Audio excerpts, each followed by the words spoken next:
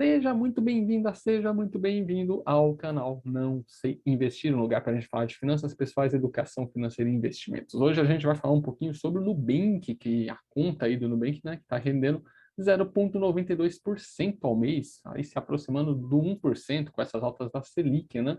Tem um artigo lá no site sobre o assunto, né? Vou deixar o link aqui na descrição e bora para o conteúdo aqui. Vamos entender isso aqui.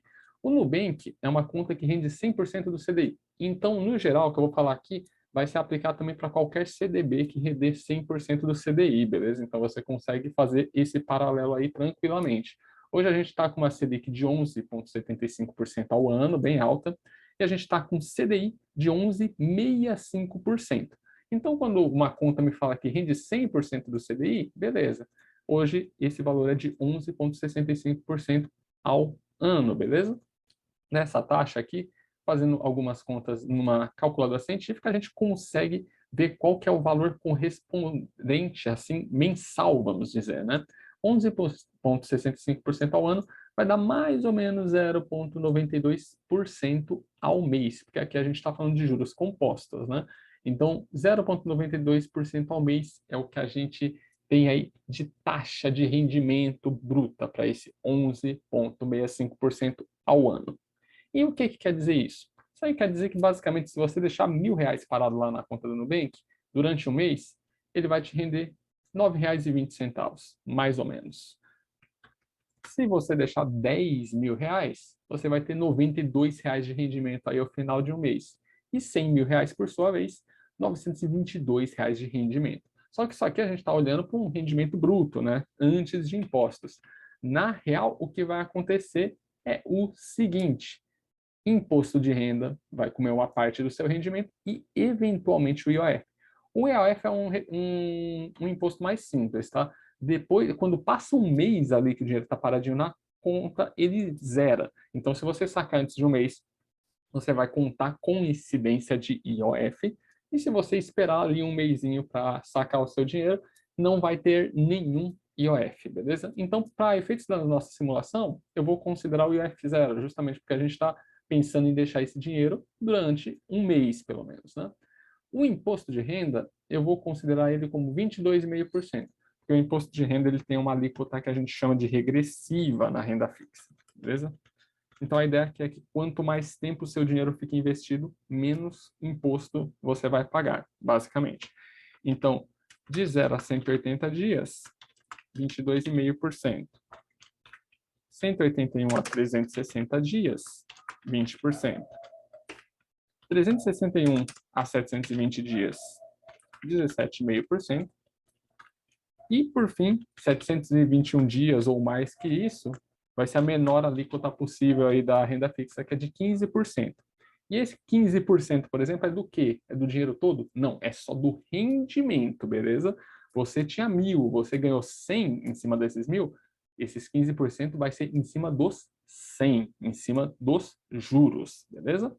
Então, como a gente está falando de um mês aqui, a gente vai trabalhar com a maior alíquota, que é de 22,5%, até 180 dias, é isso aqui que a gente paga em cima do rendimento. Então, vamos lá. Nosso rendimento, vamos tomar aqui como base o valor de R$ 10.000 aí, aplicados numa conta do Nubank, e a gente tem o seguinte: rendimento, R$ 92 aí, após um mês, né? O IOF vai ser zero. Imposto de renda, 22,5%, nesse caso aqui vai dar R$ 20,70. E o seu rendimento líquido de imposto, né? Depois de todos os impostos, R$ 71,30. Então, R$ 10.000 lá no Nubank, eles rendem em um mês isso aqui, R$ 71,30, beleza? Então, quando a gente olha para esse rendimento, a gente está falando de mais de 0,70% de rendimento líquido, beleza? Então, vamos colocar aqui o nosso rendimento bruto lá, 0,92%, e o rendimento líquido, né? Aí depois dos impostos, que é realmente o que sobra aí na nossa mão, 0,71% mais ou menos, beleza? Isso é bem interessante, porque quando a gente tem um cenário de taxas de juros baixas, você conseguir 0,71% de rendimento não é uma coisa assim tão trivial, não é uma coisa tão simples. E você vê que quando os juros sobem, que é o caso que a gente tem agora, você deixando um investimento super simples, deixar o seu dinheiro lá na conta do Nubank ou num CDB com 100% do CDI, que a gente acha com bastante facilidade, você consegue um rendimento líquido de 0,71%. E daí muitas pessoas vão pensar, pô, então, meu, cenário de juros altos é legal, né? Bacana pra gente. Calma lá, né? Vamos por partes aqui, né? Eu vi uma comparação esses dias que até uma pessoa estava falando, pô, se você deixa 100 mil reais aí numa conta do Nubank, por exemplo, você vai ter, sei lá, nesse caso aqui, vamos supor, 713 reais, né? Melhor que muito aluguel por aí, que você tem que ter um imóvel, você não vai conseguir tirar essa porcentagem aqui em cima do imóvel com tanta facilidade. E daí, quando você olha para esse tipo de afirmação, você tende a pensar, pô, faz sentido. Só que não dá para a gente comparar bem bananas com laranjas. A gente tem que tomar bastante cuidado nisso, porque aqui a gente está falando de renda fixa, aqui a gente está falando de um rendimento em cima do dinheiro que você colocou lá, beleza? Se você tira esse dinheiro, seu principal ele vai ficar igual, né? Todo mês você retirar esse dinheiro, esse rendimento aqui, você vai continuar com seu dinheiro lá e com o tempo ele na verdade vai perdendo poder de compra por causa da inflação.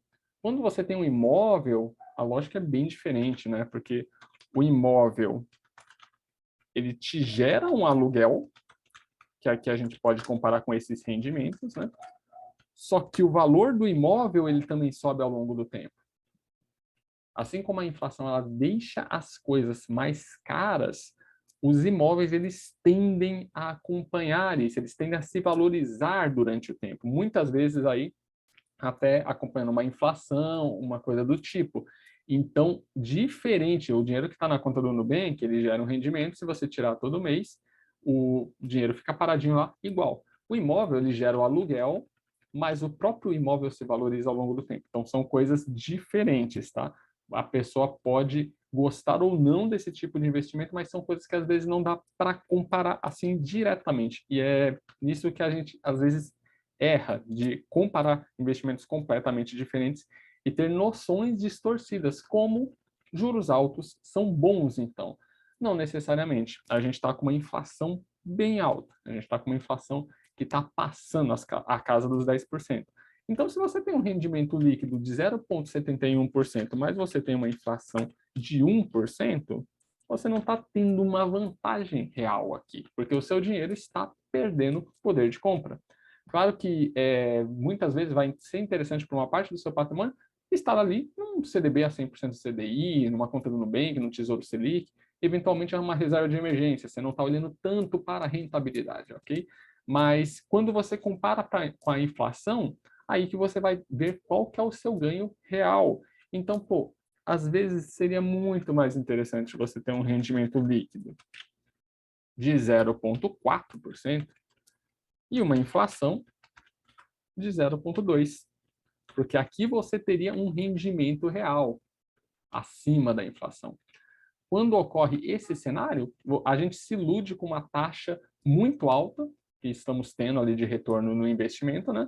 Mas a inflação ela está muito maior eventualmente. Então, isso é meio ilusório, ok?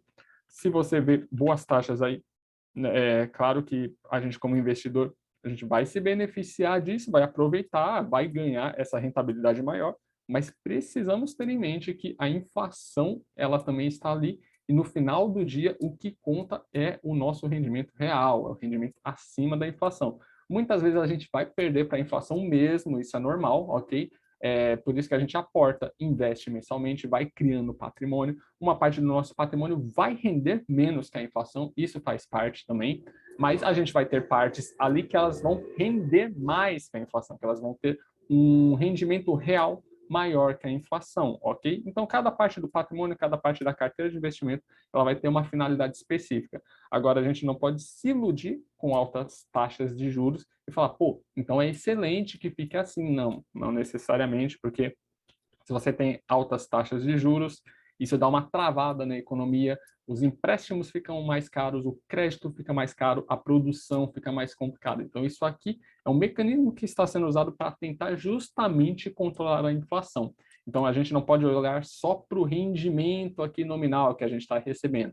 A gente tem que levar em conta a inflação, que é o que vai destruindo aí o nosso poder de compra ao longo do tempo, beleza? Esse foi o vídeo de hoje. Curta, comente e compartilhe se você gosta desse tipo de conteúdo. Se você conhece outras pessoas que se interessam por esse tipo de conteúdo também, manda para elas, comenta aqui se tiver alguma dúvida e curte e se inscreve no canal se não for inscrito ou inscrita, porque isso ajuda muito no nosso trabalho, beleza? Vou deixar links para os nossos e-books, nosso curso de reserva de emergência, tudo aqui na descrição, para o artigo também lá no site, se você quiser dar uma lida e se aprofundar um pouquinho no assunto também, beleza? Esse é o vídeo de hoje. Um grande abraço e até a próxima.